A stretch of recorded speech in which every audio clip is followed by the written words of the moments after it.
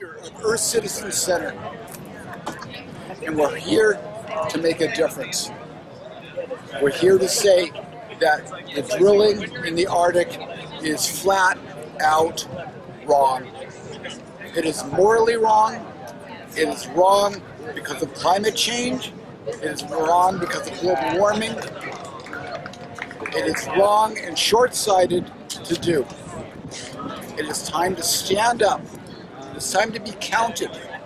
It is time to make sure that we don't do the wrong things. I have grandchildren that I have to explain my actions to. They need to know that I did my best. And then I'll have to pass it on to them to do their best. This is wrong. All the money that's going into oil production can go into solar production. We don't have to do this. Change our laws, change our society, change our incentives. The incentives of having a carbon tax where people will pay extra for polluting, for doing damage to the earth and to the air, to the oceans. The oceans are absorbing all this heat that we're putting out.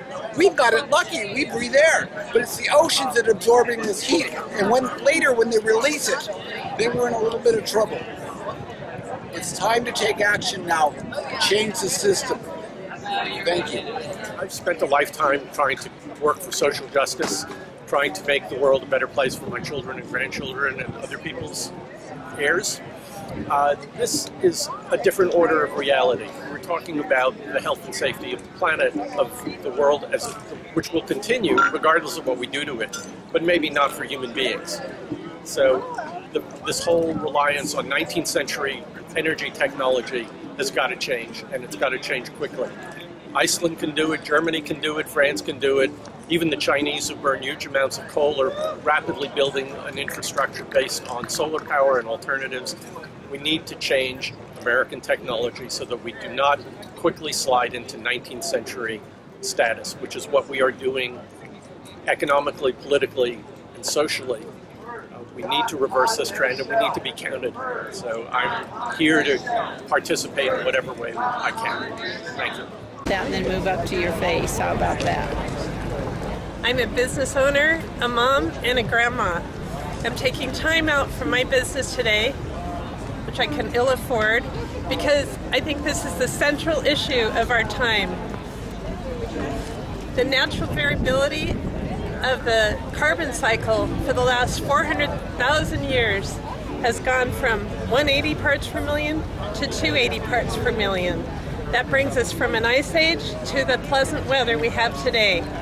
However, this is not natural variability. We're at 400 parts per million, and that started when? Right at the start of the industrial age. So unbeknownst to us, while we were harnessing the wonderful power of oil, which is an amazing substance, we were also adding heat, adding the retention of heat to the earth, adding blanket after blanket on top of the earth. One blanket feels pretty good. 2 blankets, you feel kind of cozy. You do 10 blankets, you get overheated. And that's exactly what's happening. That's exactly what's causing all sorts of climate chaos in our world. This is the most short-sighted, ridiculous, illegal thing that the port commissioners would sell out our city for their $13 million.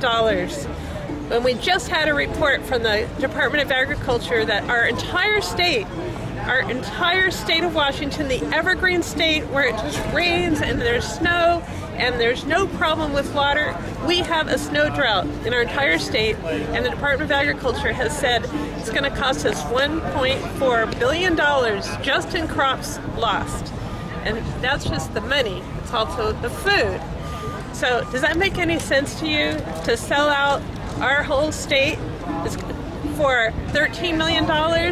It makes no economic sense, it makes no moral sense, and I call upon the city and the people of Seattle to recall these port commissioners and to rise up and say, shall no.